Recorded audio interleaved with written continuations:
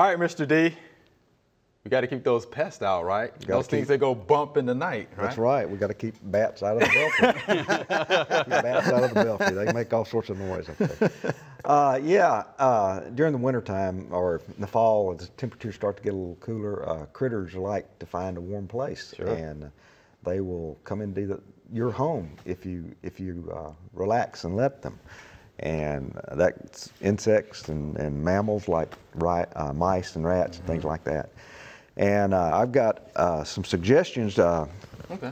The best thing to do is to keep them from coming in. If they come in, then you got to do things like kill them or remove them, and you prefer not to have to go to that level.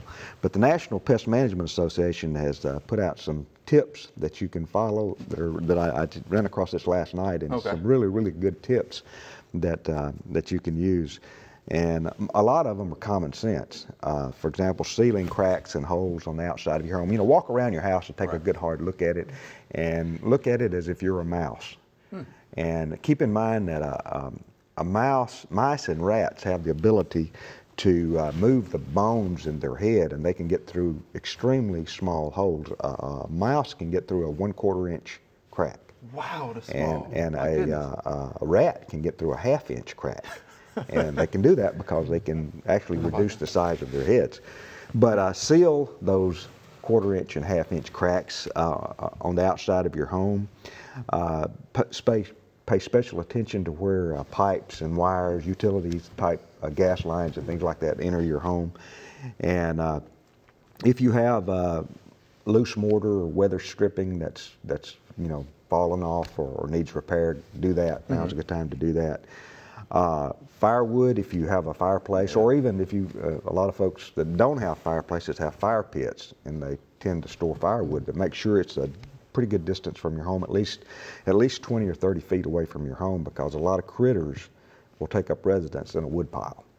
Even if it's stacked neatly, they'll take up residence in the wood pile. If it's not stacked neatly, they will really take up residence in your wood pile. Storage areas, keep them well organized.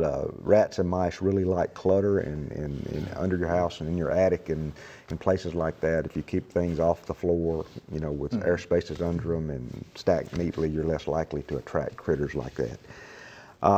You want to make sure that you eliminate any excessive moisture sites. If you have a stopped up gutter where water continually drips and there's moisture, that tends to attract insects. Can also attract termites, but it also attracts other critters because they tend to like moisture.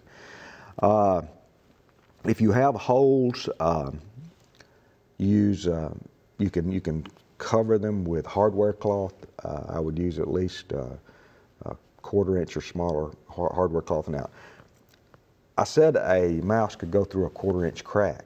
It can't go through a 1/4 inch hardware cloth. Because a 1/4 inch crack, they can elongate their head, and so if you use a 1/4 inch hardware cloth, that should keep mice out. They won't chew on steel wool. If you have holes around a pipe, you can shove steel wool in there, or caulk. And, they'll do some chewing on caulk, but steel wool and caulk, and then if you have to replace the caulk, you can do that. But keep your, as I mentioned, moisture can attract critters, so make sure that your attics and your basements and crawl spaces are well ventilated. Even in the wintertime, you need to provide some ventilation under your house. And if you fail at that, that's going to be my next question. Inside your house, and you probably need to do this anyway. I'm a strong believer in glue boards, because that's a good identifier of a problem, because you'll catch the critters when they come in. So have you some glue boards. If you don't catch anything on them, it worked. Where are some good places to put the glue boards? I'd put them, of course, next to the baseboard of your walls, but fairly close to your entrances and your garage. I have glue boards on both sides of my garage door, so if they come in around the corner of the garage, and I'll catch them before they get very far. But just in your attic, every 20 or 30 feet, just and then don't worry about them. They'll last a long time unless you have a lot of critters. And if you have a lot of critters, then you can catch a lot of them. But that should help you out if you have insects that come in you know, cockroaches and things like that. And there are types of cockroaches that live outside. You know, the American cockroach is a big cockroach that lives outside typically, and they will come inside in the wintertime. If you have that, you know, then you need to treat with pesticides. And we have a whole list of those available that will help take care of that. I know you're. I'm not going to say anything about spiders. I was just going to mention that. Spiders. That gets into whole other territory. One thing that comes to mind, sometimes raccoons and squirrels get into your house. And I just want to point out that the Tennessee Wildlife Resources Agency keeps a list online of people who are certified to take care of that problem. Although, you know, the soft side of us wants to relocate the animal. That really solves the problem. You know, if one got in, like find a way to get in, others will follow it. And also relocating it just puts it into into an unfamiliar situation. It's almost cruel in that it just moves the problem around and doesn't solve the problem you have at home. Yeah, the problem is probably that we have an overpopulation of some of those critters, and they probably need to be population needs to be reduced somewhat. But I know we caught one out at Agri Center last week. One of the guys out there caught one in a trap.